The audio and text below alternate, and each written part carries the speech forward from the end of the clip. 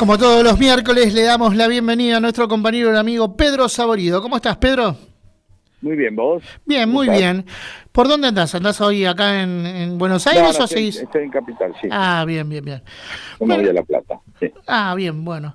Después de recorrer el interior, creo que vas percibiendo o vas tomando sensaciones, ¿no? ¿Qué es lo que estás captando?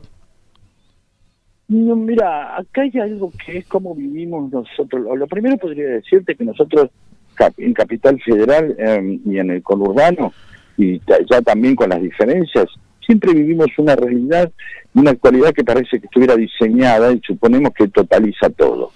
Sí, de la misma manera, y entonces, claro, se arman como capas de información en las cuales suponemos un montón de cosas sin ver lo que ocurre en cada lugar. Es como, y en el caso de que ocurra, no lo entenderíamos, ¿se entiende? Sí. No entiendo el peronismo cordobés. Bueno, es un peronismo diseñado y que ha crecido en base a la idiosincrasia y a lo que al territorio, ¿sí? Claro.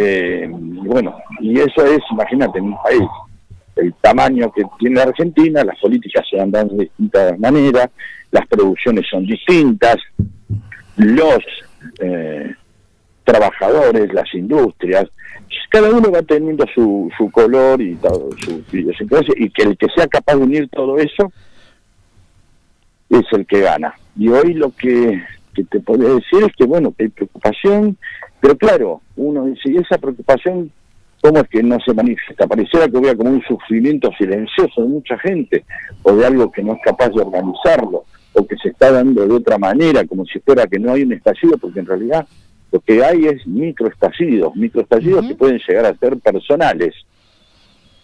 ¿Sí? Pero sí veo más preocupación. La frase es: la guita no alcanza o la plata no rinde. El que le alcanza no le rinde, que al otro no le alcanza, ¿se entiende? Sí, está claro. Y me interesa esto del microestallido, teniendo en cuenta también que a veces la generalización no nos permite situarnos, ¿no? Porque efectivamente vos te situás desde el lugar donde ves la realidad, que es el entorno geográfico en el que te movés. Ahora, efectivamente, cuando salís de ese entorno, puede haber sorpresas o percepciones distintas, ¿no? Por eso es interesante esto que traes a la mesa para pensarlo desde ahí, situados. Me parece que ahí es importante verlo, ¿no?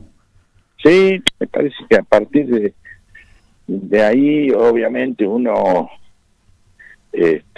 constantemente va teniendo una percepción de la realidad, pero esa percepción va a depender incluso de cómo estás vos. También. ¿Cuántas veces escuchás a gente que por ahí no está en una situación económica desesperante, pero entiende el resto y te dice, yo bien, pero el resto, ¿entendés? Claro. ¿Por qué? Porque se sufre también eso que vas viendo día a día, y vas día a día, vas viendo cada vez más gente durmiendo la yeca, vas viendo cada vez más gente que se ajusta, vas escuchando la frase en un barcito que dice, no, la gente consume menos, y lo vas escuchando.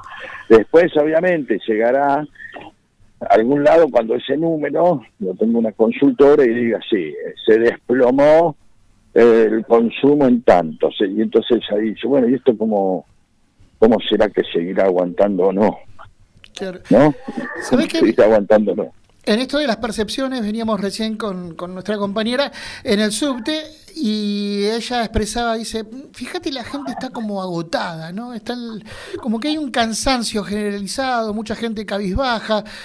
Claro, yo me quedé pensando en eso que decía ella, porque digo, ¿es lo que sentimos nosotros y lo proyectamos en lo que vemos, o en realidad es lo que está pasando y nosotros nos miramos desde otro lugar? Bueno, esto también nos lleva a veces a cómo enfocamos también los diagnósticos, ¿no? Claro, porque vos lo que estás viendo por ahí tiene que ver... Mirá, Nito Artaza decía, la gente los días de humedad se ríe menos. Entonces, claro, lo que alguien podría ser interpretado como una mala función es que la gente estaba agotada de la humedad, no es que la pasaba mal. Entonces vos decís, che, la gente está cabizbaja, ¿por qué?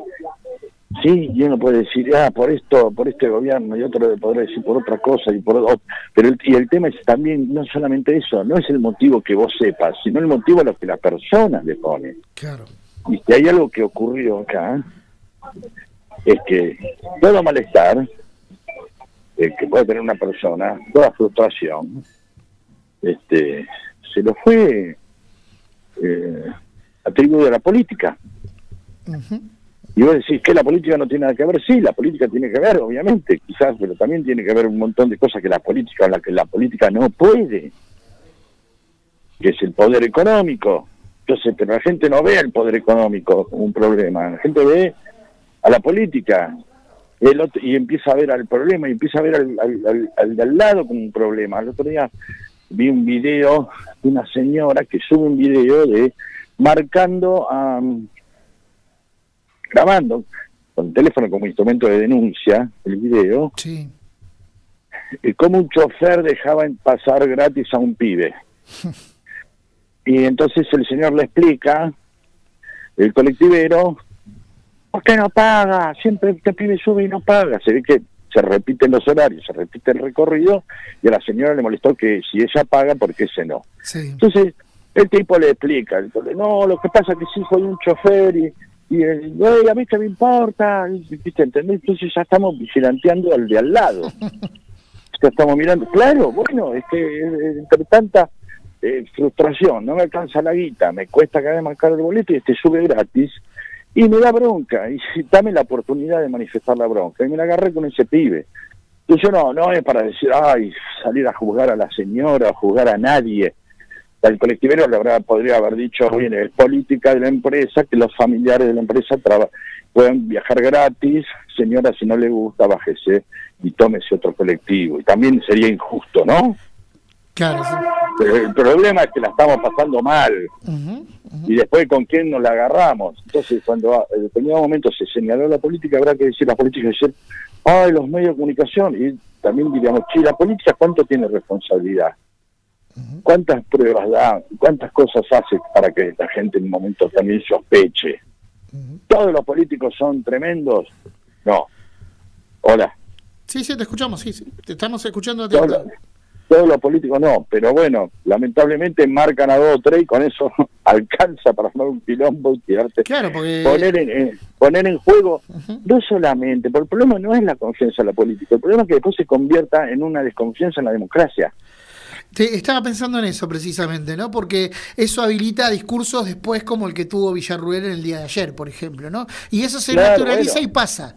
Entonces, es parte de queda como que es parte del juego político, y en realidad no, es una anomalía que hay que atender y a la cual hay que prestarle muchísima atención, porque ya sabemos dónde deriva esto. Antes de que se haga normal. Claro, totalmente. Antes de que se haga normal. Y ya para ir cerrando, digo, sí, es necesario hacer hincapié en esto de, bueno, cómo vamos canalizando la bronca y dónde la ponemos y a quién. Digo, porque esto empieza a ser un síntoma y a veces no lo percibimos como tal cosa. No, y bueno, es eso, entender qué va a pasar y que ahí hay que atender a eso para que esa bronca no termine en una macana, ¿viste? Claro. ¿Entendés? Sino que termine en una buena canalización para que se dé la solución. Ahora, si no aparece una solución, y ahí está el problema. Hay que empezar a dar soluciones. Si la democracia no da soluciones, entonces van a decir, tengamos cuidado, hay una responsabilidad también ahí, ¿no? Y ahí volvemos otra vez que la responsabilidad, como siempre, es política. Por supuesto. Pedro, nos reencontramos el miércoles que viene. Gracias, como siempre. Un abrazo grande. Chau, que sigas bien. Así escuchábamos a nuestro compañero, escritor y guionista, Pedro Saborido, aquí en La Periferia.